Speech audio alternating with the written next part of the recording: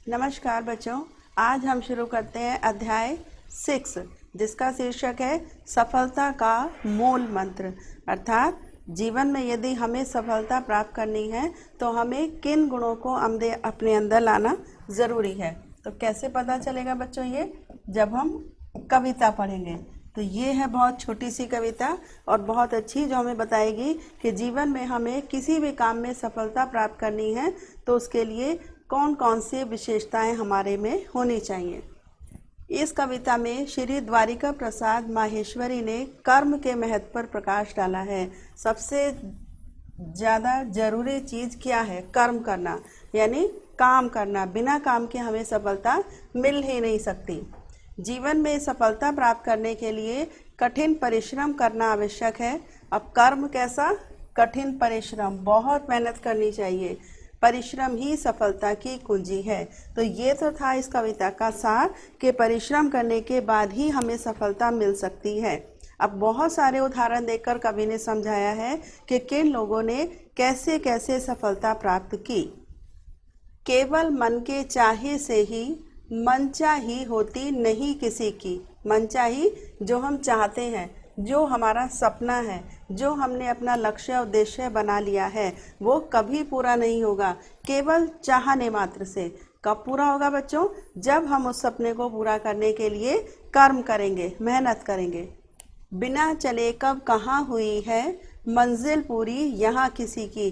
कभी ऐसा हुआ है कि हमें अपनी मंजिल पर पहुँचना हो, अपने गंतव्य स्थान पर पहुँचना हो, और हम एक जगह खड़े होकर ये सोचते रहें कि मुझे तो उस पार पहुँचना है।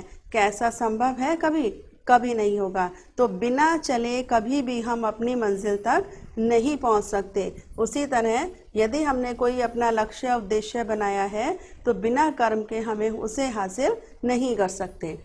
पर्वत की चोटी छूने को पर्वत पर चढ़ना पड़ता है। अब क्या कहते हैं कवि कि यदि हमें पर्वत के शिखर को छूना है, पर्वत की ऊंचाई पर पहुंचना है, तो क्या करना पड़ेगा?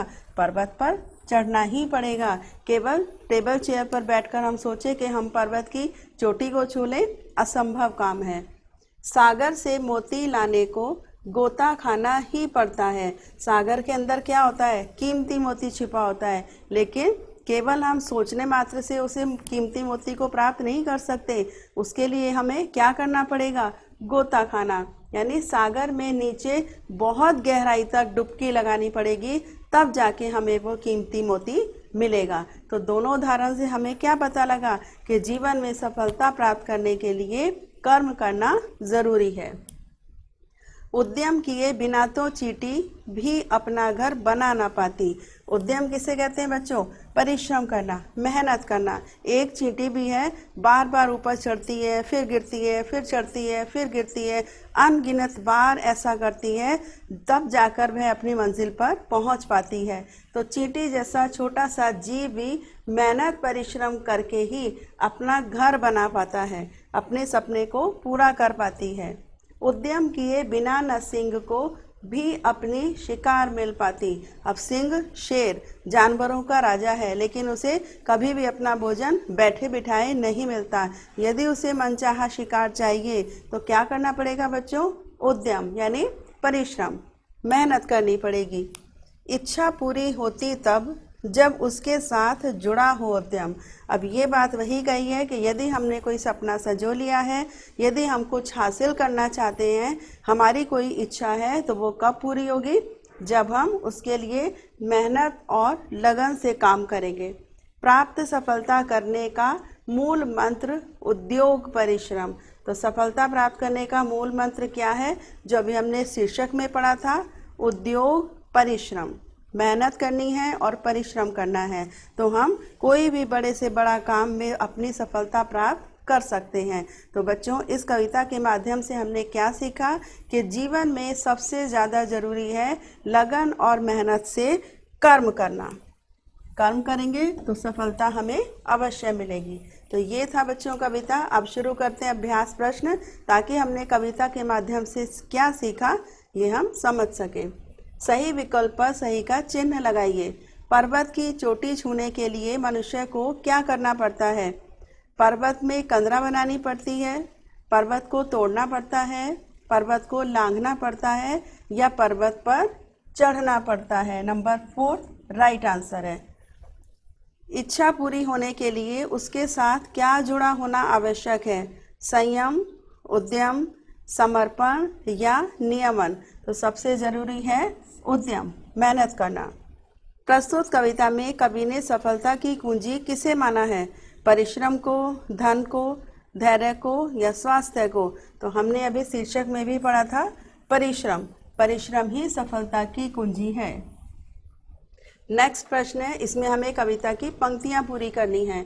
बिना डैश कब कहाँ हुई है? बिना चले। ये पंक्तियां हमें कविता में से शब्द हम चुन सकते हैं। बिना चले कब कहाँ हुई है? मंजिल पूरी यहाँ किसी की।